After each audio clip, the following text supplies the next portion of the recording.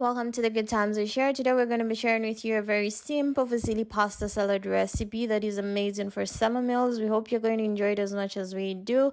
So for a portion of 2, you're going to cut a large tomato, sprinkle some olive oil and salt on it. Then you're going to put it into the microwave for about 3 to 5 minutes on the grill option, depending on how much you like your tomatoes cooked.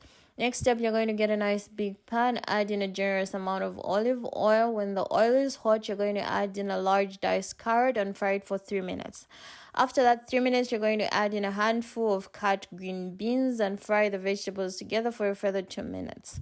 After that 2 minutes, you're then going to add in half a cup of frozen peas and fry the vegetables together for a further 5 minutes, after which your vegetables will be cooked and you can add in your preferred amount of black olives, which you're going to mix together with the vegetables over the heat for a minute, and then you're going to set everything aside to cool. Next step is your pasta. Add salt to taste, 200 grams of fusilli pasta, boil it until it's al dente.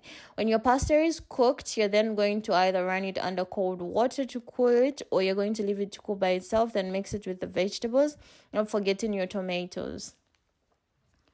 When you mix everything, make sure everything is everywhere and everybody is touching everybody in that nice big pan.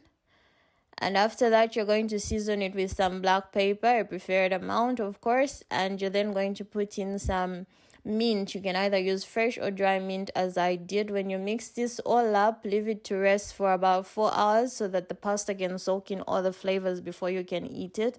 Buon appetito a tutti. Until next time, it's bye-bye.